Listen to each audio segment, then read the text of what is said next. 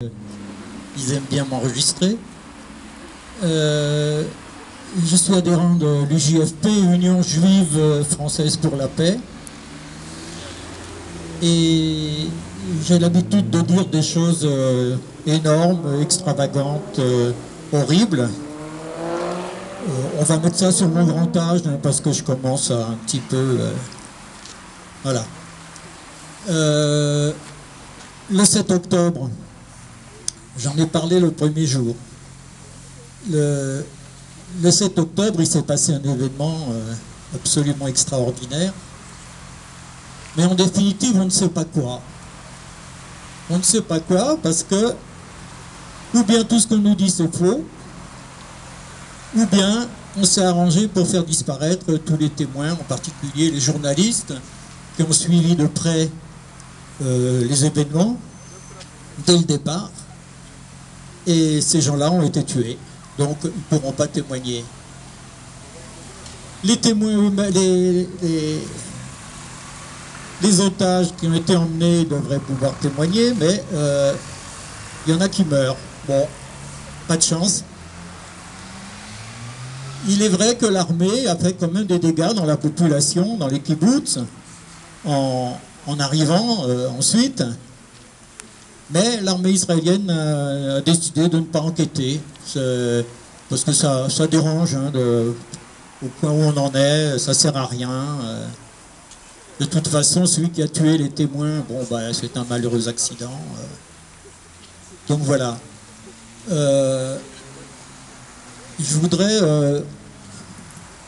rendre hommage à la résistance palestinienne, qui est quelque chose d'invraisemblable, d'extraordinaire. Une affaire qui aurait dû se terminer en 15 jours. Un territoire grand comme Paris. On va bientôt avoir 3 mois. Et ils sont en train toujours de poser des bombes contre les chars. Ils sont encore en train de tuer des occupants. C'est quand même quelque chose d'extraordinaire. On peut leur rendre hommage et dans l'histoire, ça restera dans les mémoires. Alors l'occupant, il est très fort, il a une armée, des avions, il bombarde. Et il balance des bombes, et des bombes qui descendent bien profond. Alors ils sont à la recherche de tunnels, et ça tombe bien parce que les bombes, elles tombent dans les égouts, et elles font tout gicler de partout.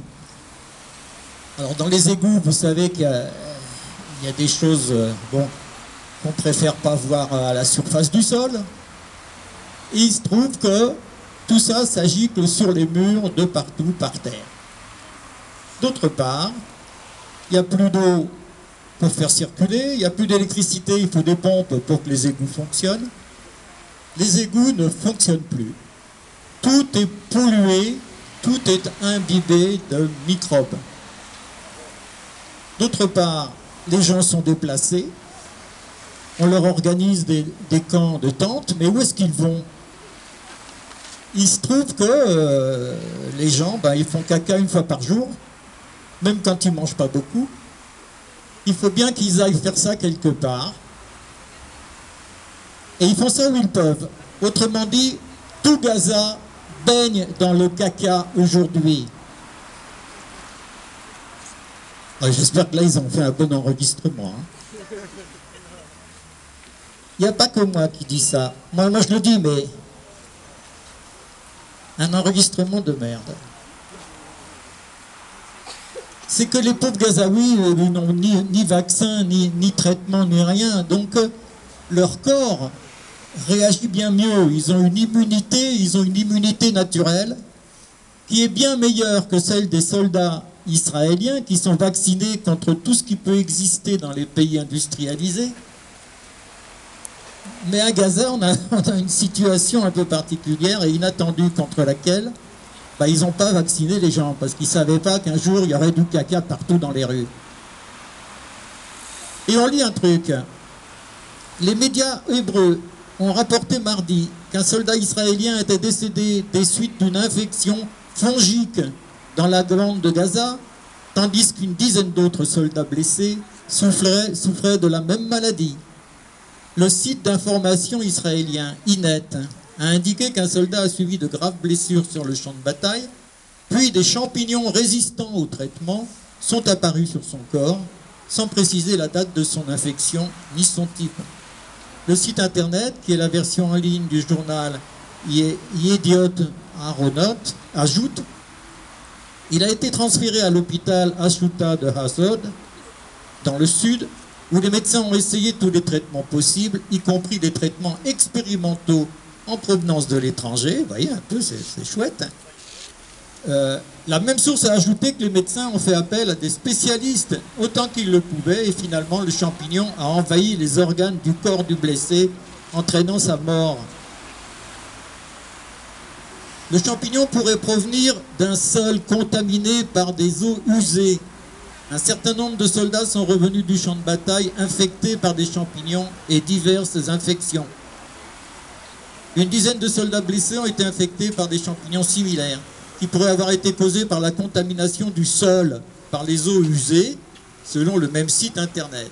À la mi-décembre, la municipalité de Gaza a mis en garde contre le risque que les zones situées au nord de la ville soient inondées par les eaux usées, les pompes ayant cessé de fonctionner à cause de l'épuisement du carburant qui les alimentait, ce qui entraînerait des catastrophes environnementales et sanitaires majeures. Le site internet a rapporté, citant la directrice de la Société israélienne des maladies infectieuses, Galia Rahab, que des cas d'infections fongiques et bactériennes résistantes ont été diagnostiqués parmi les soldats infectés, en particulier des blessures aux extrémités.